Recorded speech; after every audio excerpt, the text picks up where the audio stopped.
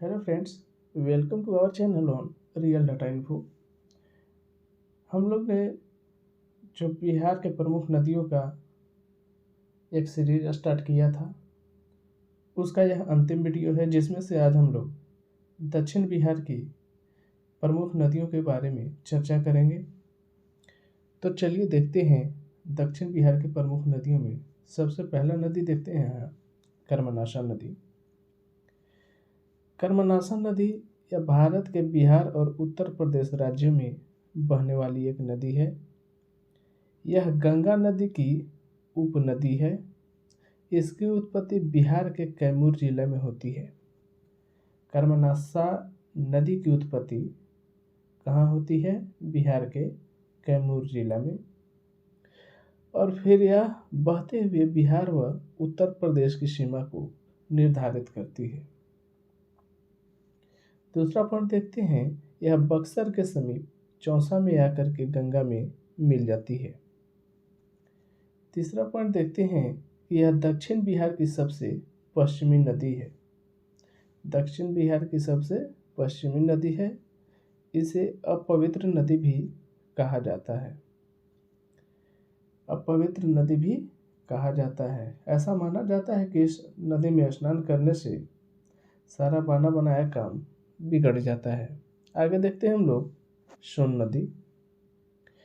सोन नदी यह मध्य प्रदेश के अमरकंटक पहाड़ी के मैकल श्रेणी से निकलती है। किस श्रेणी से निकलती है? मैकल श्रेणी से। यह रोहतास जो बिहार में है एवं गढ़वा जिला जो झारखंड में है, इसके बीच से बिहार में प्रवेश करती है तथा मनेर में आकर के गंगा नदी से मिल जाती है। आगे पॉइंट देखते हैं कि इसकी सहायक नदियाँ कौन कौन से हैं। तो इसके सहायक नदियाँ रिहंद, कन्हार, उत्तरी कोयल आदि हैं।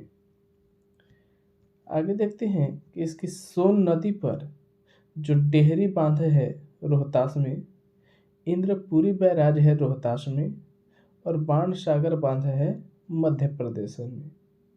यानी सोन नदी पर कौन कौन से बांध है? डेहरी बांध, इंद्रपुरी बैराज एवं बाण सागर बांध।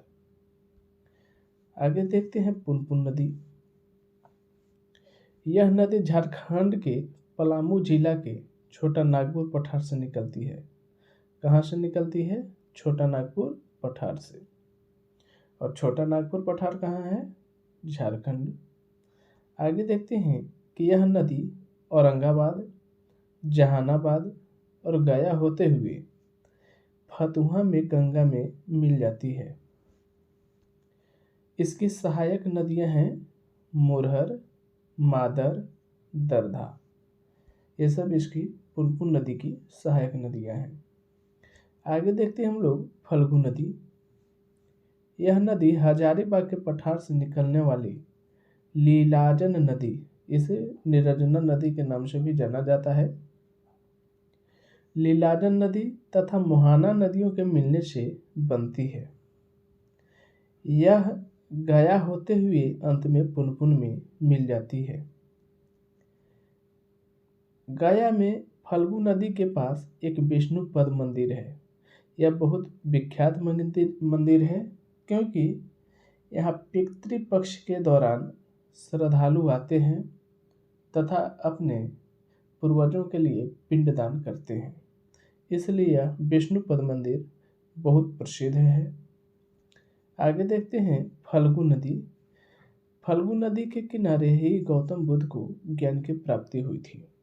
फल्गु नदी के किनारे गौतम बुद्ध को ज्ञान की प्राप्ति हुई थी। दक्षिण बिहार के अन्य प्रमुख नदियां अजय, किऊल, पंचाने, सकरी, चंदन, धाधर, चानन आदि हैं। आगे देखते हैं अब लोग, यह बहुत महत्वपूर्ण पॉइंट है एग्जाम के पॉइंट ऑफ व्यू से। बहुत सारे एग्जाम में पूछ देता है कि बिहार में नदियों के किनारे स्थित प्रमुख शहर। इस टॉपिक को हम लोग देखेंगे। यहाँ देखते हैं कि पटना शहर किस नदी के किनारे है? तो गंगा नदी। मोकामा यह भी गंगा नदी के किनारे स्थित है। भागलपुर भी गंगा नदी के किनारे स्थित है। बक्सर भी गंगा नदी के किनारे स्थित है। मुंगेर गंगा नदी के किनारे स्थित है तथा हाजीपुर यह भी गंगा नदी के किनारे स्थित है। आगे देखते हैं कि छपरा यह घाघरा नदी के किनारे स्थित है। सोनपुर गंडक नदी के किनारे स्थित है। मुजफ्फरपुर बूढ़ी गंडक नदी के किनारे स्थित है। खगड़िया बूढ़ी गंडक नदी के किनारे स्थित है। समस्तीपुर यह भी बूढ़ी गंडक नदी के किनारे स्थित है तथा दरभंगा बागमती नदी के किनारे स्थित है। कौन सी नदी के किनारे स्थित है? बागमती नदी के किनारे स्थित है।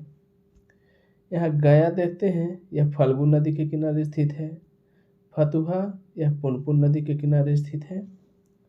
अगर हमारी वीडियो अच्छी लगती है तो प्लीज़ लाइक शेयर सब्सक्राइब और कमेंट्स जरूर करें।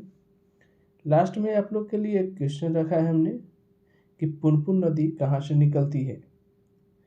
पुनपुन नदी कहाँ से निकलती है, इसका जवाब आप लोग हमें कमेंट बॉक्स में दे दीजिएगा। धन्यवाद।